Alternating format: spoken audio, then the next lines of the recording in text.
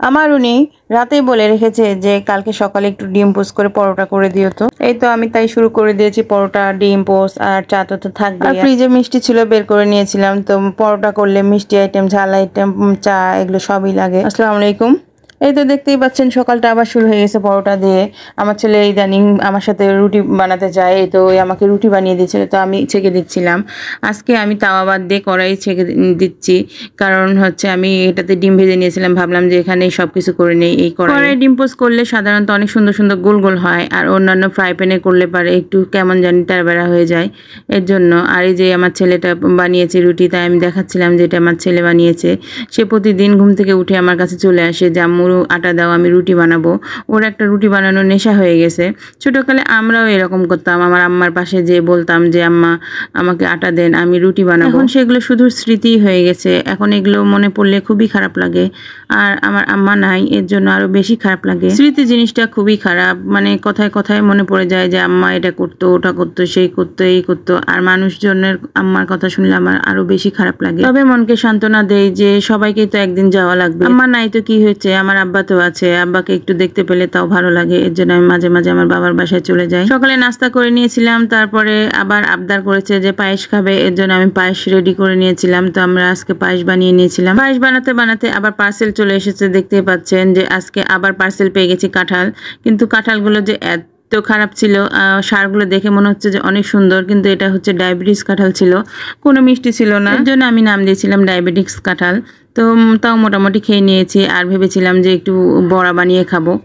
তো তালের বড়া যেমন খাই, এরকম কাঁঠালের বড়া খাওয়ার জন্য পরে রেখে দিয়েছিলাম। তারপরে আমরা কেটে নিয়েছিলাম, এই যে আমরাগুলো কেটে নিয়ে রেখে দিয়েছিলাম যে আমার ছেলে স্কুল থেকে আসলে তারপরে খাবে।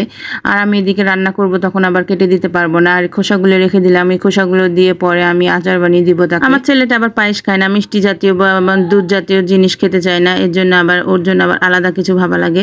তো দুপুরে আমি আজকে এই যে এগুলো রান্না করব, বেগুন দিয়ে মাছ রান্না করব, ডাল রান্না করব। কাঁঠালটা বেশ বড়ই ছিল, তো আমি আশেপাশে ভাবিদেরকে দিয়েছিলাম, আমি না খেয়ে দিয়েছিলাম। পরে দেখি যে একবারে বাজে কাঁঠাল, পরে আর দেওয়ার সাহস পাইনি, কারণ আবার কি মনে করবে যে নিজেরা খেতে পাচ্ছে না হয়তো, এর জন্য দিচ্ছে। পরে কাঁঠালটা খেতে পেরেছিলাম না, পরে বিচিগুলো বের করে নিয়ে ফেলে দিয়েছিলাম। আজকে আমি ডাল রান্না করছি, তো ডালে ফোড়ন দেওয়ার জন্য এটা ফোড়ন রেডি করে নিচ্ছি।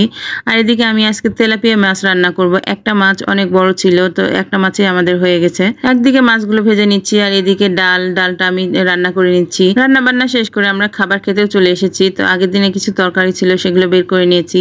আর এই পাতলা ডাল দিয়ে এই পটল ভাজিটা আমার খুবই ভালো লাগে। অনেকদিন পরে বেগুন দিয়ে মাছ খেলাম, তো মাছটা অনেক ভালো লাগলো। এখানে আগের দিনের কাঁঠালের ঘাটি ছিল, এই যে ডাল আর সবকিছু নিয়ে আমরা বসে পড়েছি। সবারই ডাল দিয়ে এই ভাজিটা খুব পছন্দ হয়েছে। এই দেখেন আমাদের ভাজিটা প্রায় শেষ। দেখতে পারেন যারা পটল খেতে পছন্দ করেন, অবশ্যই এই ভাজিটা অবশ্যই পছন্দ হবে। আমার ছেলেটার তো পরীক্ষা আবার শুরু হয়ে গেছে, তো খাওয়িয়ে দেবে, তারপরে তাড়াতাড়ি করে আবার পড়াতে হবে, কারণ আবার কোচিংয়ে যাবে। খাওয়া দাওয়া শেষ করে আমি পড়াতে চলে এসেছি।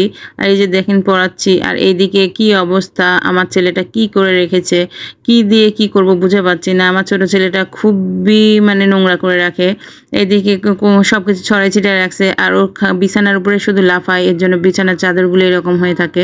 এগুলো স্কিপ করবেন প্লিজ। ছেলেটা কোচিং থেকে চলে এসেছে, তারপর আমি কিছু ফল কেটে নিয়েছিলাম, পেয়ারা আর আম। এটা হচ্ছে বাড়িফোর আম।